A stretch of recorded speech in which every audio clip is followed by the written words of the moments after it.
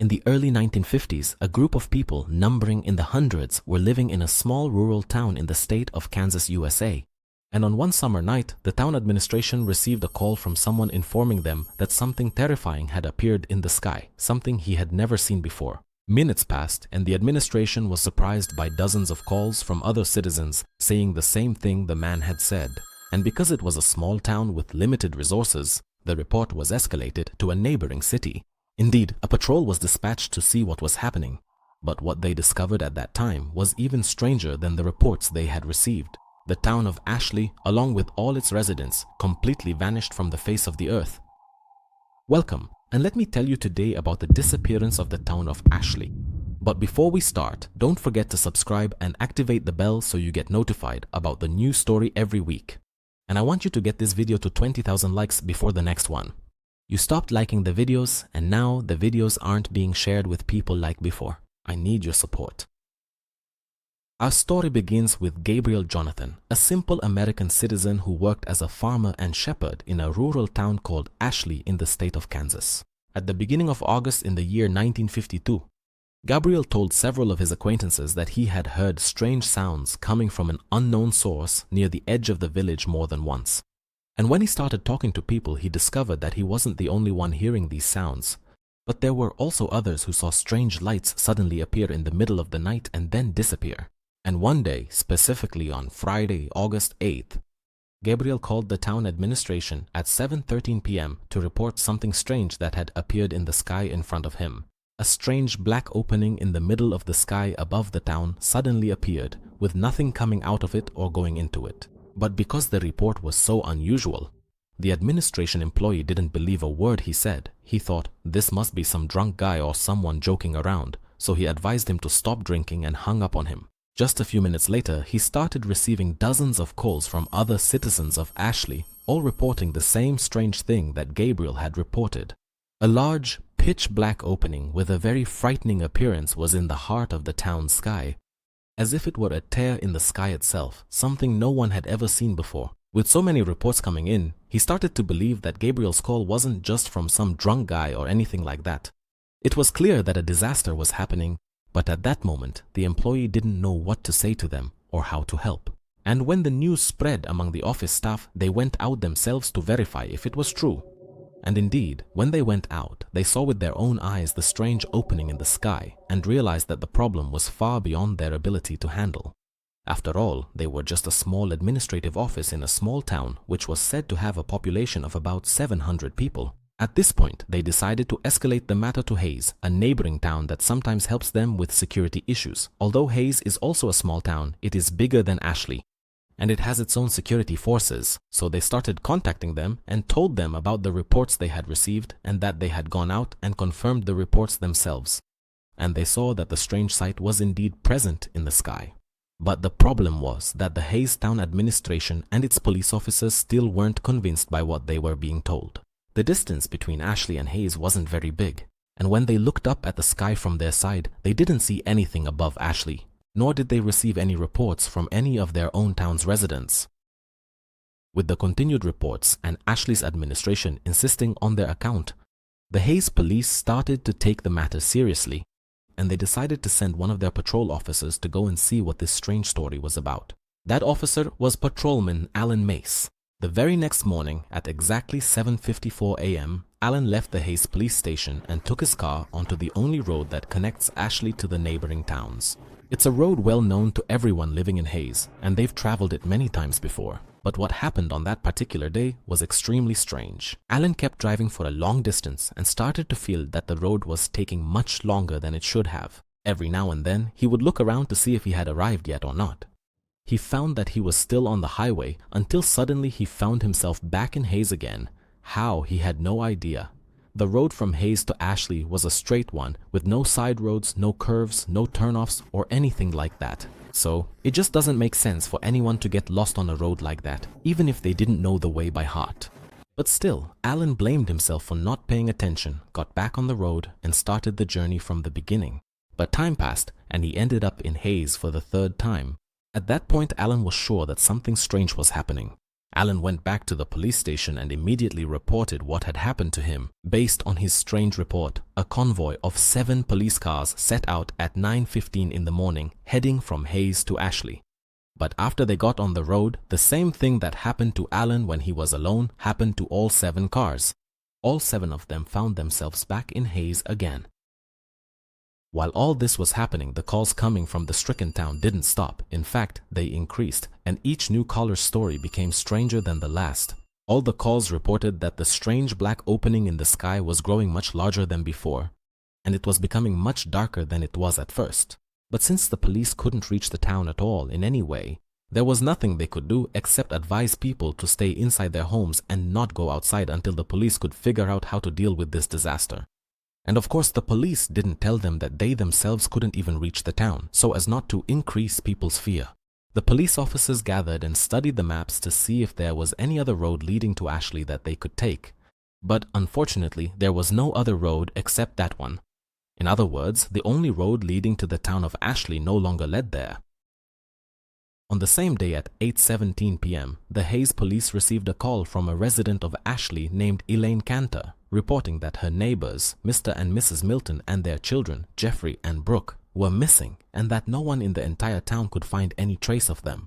According to Elaine, the Milton family were very frightened by what they saw in the sky and tried to escape the town completely in their car.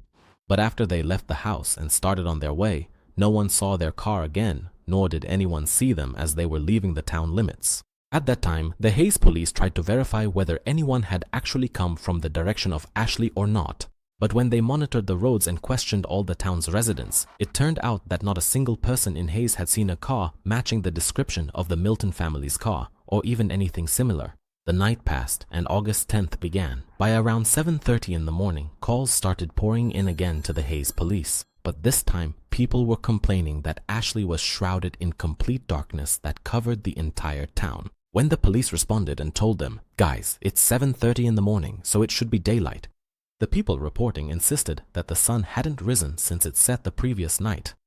At that point, the police officers decided that they absolutely had to reach those people by any means necessary, so they requested a helicopter, which set out toward the town of Ashley in hopes that visibility would be better from the air. And indeed, the helicopter headed toward Ashley. But unfortunately, it still couldn't reach, or more accurately, it managed to reach the place where the town was supposed to be. But they didn't see anything from the air. All they found at the site of the town remained like that until noon on August 11th. And then something happened that made the situation take a turn even stranger than before. One of the residents of Ashley, named Phoebe Daniel Fisk, called the Hayes police and told them that her daughter Erica was talking to her father from behind their locked apartment door. Her father, who was standing outside in the pitch darkness that had covered the town for almost 2 days. And when the police asked her, "What's so strange about that? And why did her father even leave the house in these circumstances? We've already warned everyone not to leave their homes." Phoebe replied that her husband 3 years ago was riding with a drunk driver and both of them died in a car accident. And she said in a voice full of terror that her daughter Erica was insisting on going out into the pitch darkness outside so she could be with them. And after Phoebe's terrifying call, calls started pouring into the Hayes police like rain. 329 calls, all reporting similar incidents with their young children standing in their homes talking to people behind the doors, either people who had died years ago or strangers they didn't know. Despite how strange and overwhelming this number of reports was. But the real disaster came the next day. On August 12th, more than 400 calls came in from Ashley residents reporting that over 200 of the town's children had disappeared overnight and no one knew where they were.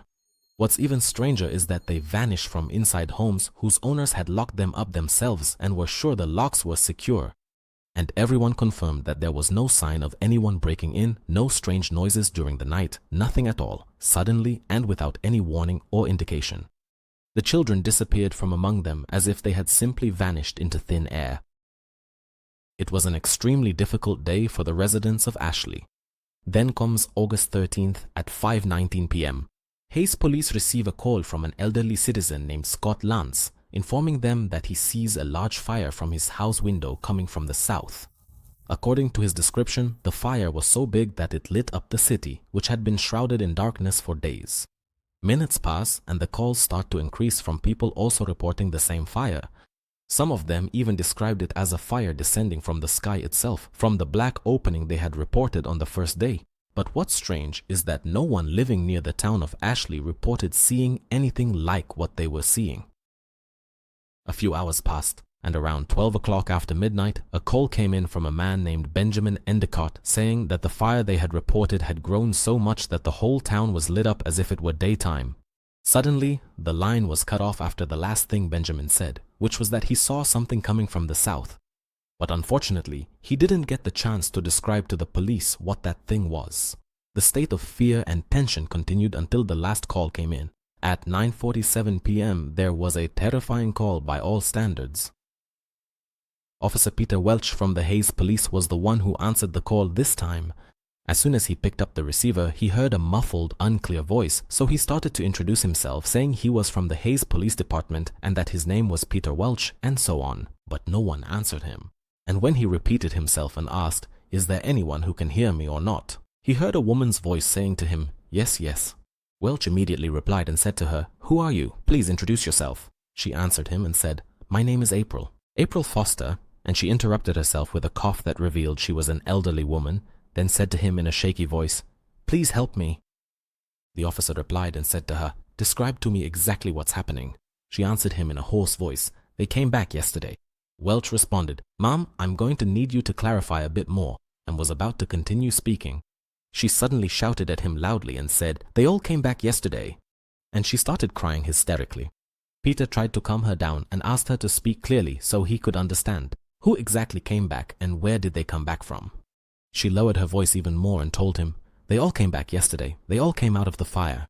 Peter replied and said to her, "Who are all these people who came out of the fire?" She replied to him and said, "Yesterday I saw my son walking on his own 2 feet. He was walking in the street, his whole body burned," and she kept crying. At that moment, Peter realized that her son had died in the fire that people were reporting, and as he was about to try to calm her down, she interrupted him and said, "My son died last year. I saw him yesterday. I warned him and told him to watch out for cars while he was riding his bike, but he never listened." Peter couldn't comprehend anything she was saying and told her, "I need you to calm down and help me understand exactly what's happening with you." She replied to him hysterically and said, "Aren't you listening to what I'm telling you? I'm telling you, they've all come back. They've all returned. Everyone who died and disappeared came back yesterday, and they're looking for us. My son called me and called out to me saying, 'Mom, I'm okay, see? Where are you? I want to see you.'" Suddenly, she fell silent and didn't finish her sentence. Peter, in complete shock, asked her, "Are you in a safe place or not?" She told him, "I'm hiding, just like everyone else. We're all hiding.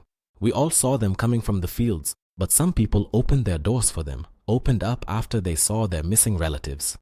Peter started to hear screams coming from afar, interrupted by April's voice saying, "I don't know exactly what happened to them, but I got scared and locked myself in even more. And when I looked out the window, I saw their houses burning with them trapped inside. Right now, I'm hiding in a closet on the ground floor." Suddenly, April went silent, and Peter started calling out to her, asking if she was safe. "Are you okay? If you can hear me, give me any sign." But unfortunately, April didn't respond. Suddenly, he heard the sound of glass breaking and April crying, saying, "Help me, something has entered the house." Peter replied and told her, "Stay as quiet as you can. Don't make any sound." Suddenly, he heard the voice of a child coming from afar saying, "Mom, I'm here." And after a few seconds, he heard the sound of footsteps coming from afar and a child calling, "Mom, are you hiding from me? Where are you?" And the sound of April's breathing growing heavier from fear. Peter tried to reassure her, telling her, "Don't be afraid, it will go away." But the sound of the footsteps kept getting clearer and closer to the receiver. And suddenly the sound of laughter and a child saying, "Got you, Mom." April started screaming. There was a loud bang on the phone and the line was cut off. That terrifying call was the last one received from Ashley Town by the Hayes Police. After that, the police kept trying to reach anyone from there. But at dawn on August 17th, the state of Kansas recorded a violent earthquake measuring 7.9 on the Richter scale that struck the area where the town is located. The U.S. Geological Survey stated that the epicenter of the earthquake was directly beneath Ashley Town. And of course, an earthquake of that magnitude didn't just affect Ashley, it impacted all the neighboring towns, including Hayes. Accordingly, the security forces set out from Hayes for the second time, heading toward Ashley. But this time, things didn't go the same way as before. The road didn't end up taking them back to Hayes like it had previously. This time, they actually reached Ashley, or at least the site where Ashley used to be. And what they found there was a surprise by every measure. After the Hayes police arrived at the site of Ashley, they discovered that the entire town had disappeared.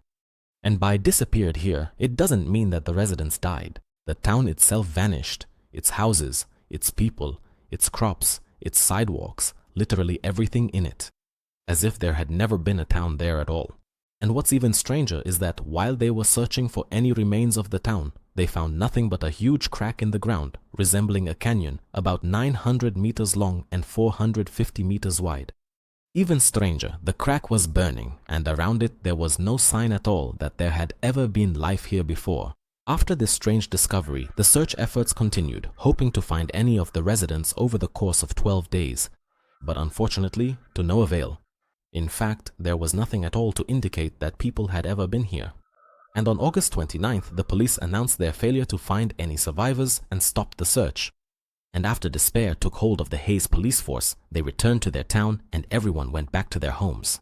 And at around 2:30 in the morning on August 30th, a second earthquake similar to the first struck the area with a magnitude of 7.5 on the Richter scale. And again, the US Geological Survey identified its epicenter, which also turned out to be beneath the town of Ashley, specifically at the fissure that was supposedly responsible for swallowing the residents. And just like last time, the Hayes police went out to investigate the matter. And by around 5:30 in the morning, they arrived at the location. But this time, they found that the burning fissure in the ground had also disappeared. Amid confusion, astonishment, and fear, the police forces returned once again to Hayes and agreed that no one would ever speak again about what happened to the cursed town of Ashley. Even though the story we've told is strange, mysterious, and frightening, there is no evidence to confirm what happened in it. Especially since the first time this story appeared on the internet was on April 7th, 2012, on a famous website called Creepypasta, which specializes in stories like this. After that, it spread on the well-known Reddit website and from there to many other sites. But are there any pieces of evidence, documents, or police reports that tell what happened? There is nothing at all. And when we traced the events that happened in this story ourselves, we found that the only earthquake that occurred near the state of Kansas in 1952 was on April 9th, not in August at all. And according to the US Geological Survey, the epicenter of the earthquake was at the city of El Reno in the state of Oklahoma. Besides, logic says that if two earthquakes of that magnitude struck the same place within such a short period of time as was claimed, it would definitely have been an unforgettable event and would have been recorded in history up to this day. But even so, the records did not mention anything like that. Moreover, the American map doesn't even have a town called Ashley in the state of Kansas. Add to that, one of the residents of the town of Hayes, where most of the events of the story take place or nearby, commented on this story and said that he personally checked the transportation and road maps of his town dating back to 1951, and there was no mention whatsoever of a nearby town called Ashley. But what makes us a bit suspicious about the matter is that some sources mentioned that a collector of antiques and old manuscripts claimed that among his possessions is a birth certificate for a child dating back to 1934, which states that the boy's mother was born in a town in Kansas called Ashley. So, was there really ever a town called Ashley that was eventually merged into a bigger city, as often happens? Or is the name Ashley actually a shortened or altered version of another city's name? Especially since Kansas has cities named Ashland and Ash Valley. And the more important question, is the whole story actually fabricated, or did it really happen at some point in the past? And, as usual, did the American government cover up all traces? We don't have that answer yet. Finally, your engagement has dropped, and since then, YouTube is recommending the channel less.